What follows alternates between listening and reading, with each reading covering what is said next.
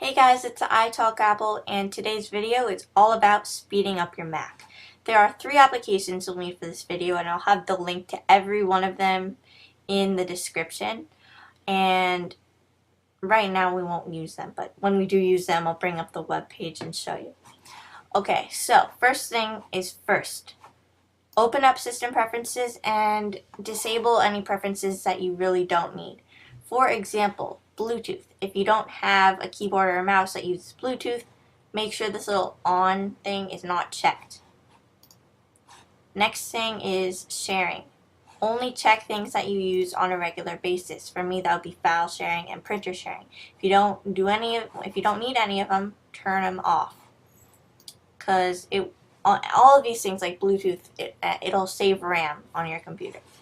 So, and then the next thing is open up Universal Access and just turn off any of these actions that you really don't need. Okay, so at the bottom, if you're like me, you have a lot of applications and some of them may be extra preference panes that appear under the other section. If there's any of these that you really don't need anymore, then delete them. You can do this by opening up your Finder window, go to Macintosh HD, Library, and then scroll down to Preference Panes.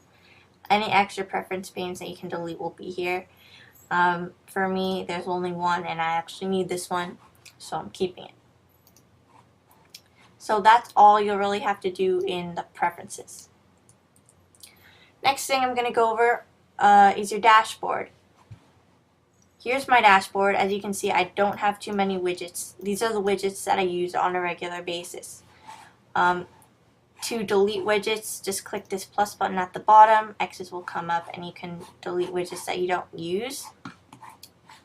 Don't worry, they'll still be down here if you ever want to add them back. So you can just click Manage Widgets, and you can actually uncheck any of these to disable them. Say Ski Report, People, Movies, anything that you don't use. And this will definitely save a lot of RAM also. Even when you don't have the dashboard open, it's still really running, so it's taking up system resources. Also, a good widget to download is iStat Nano or iStat Pro. And you can see an overview of CPU, memory, hard drive space, fans, temperature, anything like that. So I'll have a link to the download of that widget in the description as well. Next is open up an application, or actually it's a utility that comes on your Mac called Activity Monitor. To find this, open up your Applications folder, scroll down to Utilities, and launch Activity Monitor, or you could look it up in Spotlight. Here's Activity Monitor. Here's Activity Monitor. You can see whatever applications are open, how much CPU they take up, real memory, virtual memory, and the type. So if it's an Intel build or a PowerPC build. It's useful if for some reason your system seems to be running really slowly, and you can open it up, see what applications are hogging up system resources. Okay, so here's where these applications that you're going to download come in handy. Download an application called App Cleaner and Grand Perspective. These 2 applications will help you clean out your hard drive. So first one I'll go over is Grand Perspective. I'm going to launch it. Excuse me. Okay, so when you first launch Grand Perspective, it'll ask you to scan a folder. I recommend scanning your whole hard drive, so Macintosh HD. This takes a really long time. It takes probably around 10 minutes for me, at least the first time I did it. But for the sake of this video, so it doesn't take too long, I'm going to scan the Applications folder. We'll go through all these folders, and once it's done scanning, you'll get a really cool looking window, and you'll pretty much see how much space each folder or file takes up relative to other files. In this case, this is just applications that I'm going to show you. Okay, so it's done, and here's the window. You'll notice there's a bunch of blocks. Like I said before, it shows how much space everything takes up relative to everything else. So these bigger blocks represent bigger chunks of space on your hard drive. So if I hover over this, this is iWork. As you can see, this square is Keynote, this one's Numbers, and this one's Pages. Another example is Photoshop.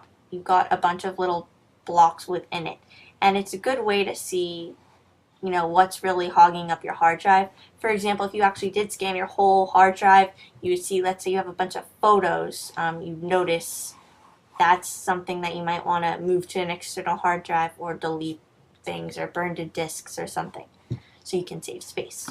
To actually delete the applications, this is just for applications, by the way. For files, you can just drag to the trash, obviously.